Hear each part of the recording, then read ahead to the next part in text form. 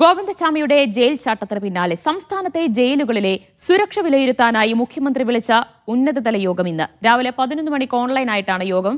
സംസ്ഥാന police jail മേധാവിമാരും ആഭ്യന്തര സെക്രട്ടറിയും വിവിധ ജയിലുകളിലെ ഉന്നത ഉദ്യോഗസ്ഥരും യോഗത്തിൽ പങ്കെടുക്കും. സനിസ ശോഭാചന്ദ്രൻ തിരുവനന്തപുരത്ത് നിന്ന് വിവരങ്ങൾ നൽകും.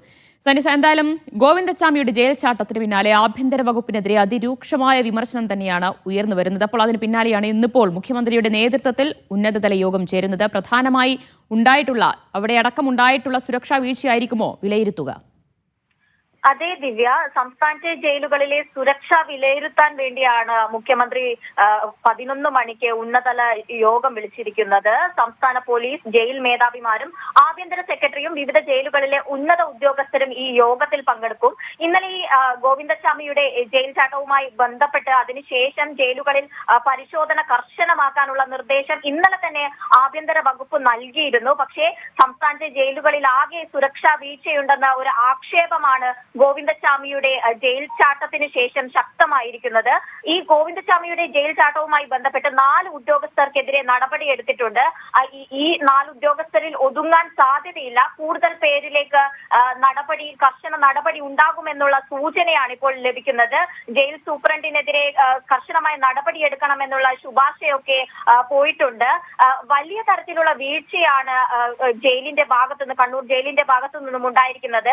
DGP അടക്കം ജയിലിന്റെ ഭാഗത്തു നിന്ന് വീഴ്ചയുണ്ടായതായി വിലയിരുത്തിയിട്ടുണ്ട്.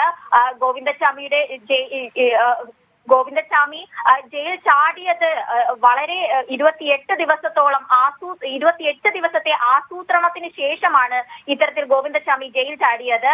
ഇദ്ദേഹത്തിന് ബ്ലേഡിന് സമാനമായ ഒരു ആയുധം ഇദ്ദേഹത്തിന്റെ കയ്യിലുണ്ടായിരുന്നു. ജയിലുകളിൽ റൊട്ടീൻ ചെക്കപ്പുകൾ തീർച്ചയായും നടത്തേണ്ടതാണ്. എന്നാൽ അത്തരത്തിലുള്ള റൊട്ടീൻ ചെക്കപ്പുകൾ നടക്കുന്നില്ലെന്നതാണ് ഇതോടെ തെളിയുന്നത്. അതുപോലെ തന്നെ CCTV ക്യാമറകൾ പരിശോധിക്കേണ്ട പാറാവുകാർ ആ ഒരു നടപടിയും ചെയ്തില്ല. അതുപോലെ തന്നെ ഗോവിന്ദചാമി ഒരു കറുത്ത വസ്ത്രം ധരിച്ചാണ് ജയിലിൽ നിന്ന് ചാടുന്നത്.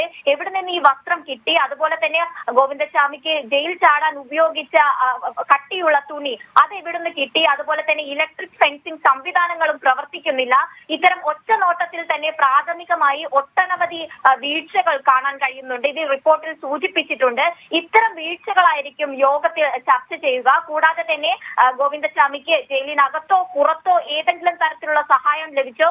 സംസ്ഥാനത്തെ ജയിലുകളിൽ ഇത്തരത്തിൽ ജയിൽ പുള്ളികൾക്ക് ഏതൊക്കെ തരത്തിലുള്ള സഹായങ്ങൾ ലഭിക്കുന്നുണ്ട്? എത്തരത്തിലുള്ള വീഴ്ചകളാണ് സംസ്ഥാനത്തെ ജയിലുകളിൽ നടക്കുന്നത്? ഇത്തരത്തിൽ സംസ്ഥാനത്തെ മൊത്ത ജയിലുകളിലെ വീഴ്ചാ പ്രശ്നങ്ങൾ ഈ യോഗത്തിൽ ചർച്ചയാകുമെന്നാണ് കരുതുന്നത്. ദിവ്യ. സനിസ ശോഭാചന്ദ്രനാണ് വിവരങ്ങൾ നൽകിയത്. ഇന്നിപ്പോൾ 11 മണിക്കാണ് മുഖ്യമന്ത്രിയുടെ നേതൃത്വത്തിൽ ജയിലുകളിലെ സുരക്ഷ വിലയിരുത്താനായി യോഗം ചേരുന്നത്.